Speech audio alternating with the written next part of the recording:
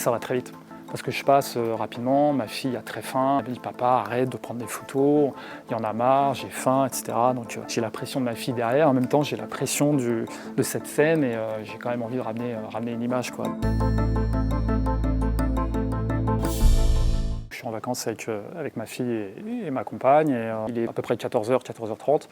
On n'a pas encore déjeuné, je cherche un endroit pour déjeuner, je gare ma voiture et j'ai la bonne mauvaise idée ou la mauvaise bonne idée, je ne sais pas, de me garer un peu loin du restaurant, ce qui m'a permis de marcher plusieurs centaines de mètres sur la plage du Mounchik au bord du lac de Lacano, qui est sur la rive nord. Et là, on voit donc ce décor apocalyptique avec l'incendie en fait qui a lieu, qui ravage la rive sud du lac, avec cette lumière incroyable, le soleil qui perce à travers la fumée en fait, qui donne cette atmosphère orangée absolument incroyable. Et là, je décide presque instinctivement, en fait, c'est l'instinct de photographe qui se réveille, de prendre quelques images en passant sur la plage et de témoigner un petit peu de ce qui est en train de se passer, mais sans aucune volonté de témoigner en fait au départ. C'est plus un instinct, je vous dis, de photographe qui se réveille et je prends des photos. Et à un moment, effectivement, ce couple attire mon regard.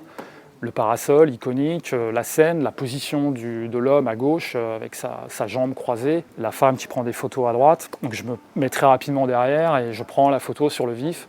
Et je continue en fait, je continue à prendre d'autres photos avant ensuite d'aller au restaurant avec ma fille.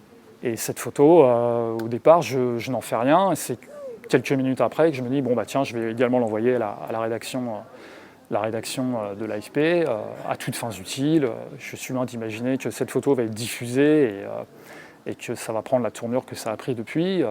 Et donc voilà, et depuis je suis un peu dépassé par les événements, on va dire.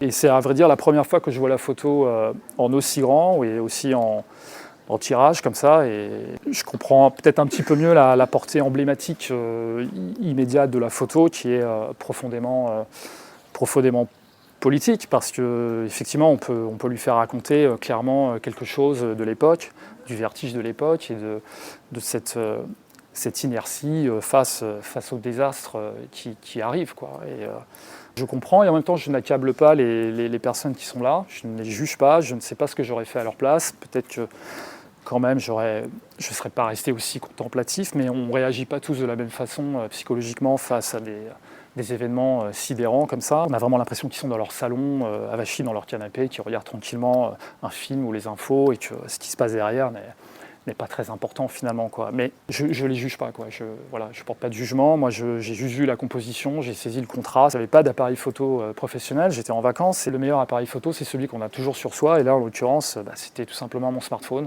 Il y a un état de sidération aussi pour moi. Je suis très surpris. Parce qu'en plus, moi, je ne suis pas missionné par l'AFP pour faire ces photos. Donc, je suis vraiment... je ne suis pas sur le terrain comme les autres photographes, exposé à la dangerosité des incendies, etc., etc. Moi, je fais juste ça en passant. Et après, c'est la machine médiatique qui s'emballe derrière, la force de diffusion de l'AFP et puis des réseaux sociaux derrière qui s'emballent autour d'une image que j'ai, moi, saisie très rapidement, sans penser une seconde que ça allait prendre cette tournure, quoi. La photo a été à peine retouchée en plus, donc très proche de ce qui est vraiment sorti du smartphone, quoi. La lumière du soleil derrière perce vraiment à travers le nuage noir et ça fait cette lumière orange, quoi, qui rend l'atmosphère en fait complètement apocalyptique, quoi.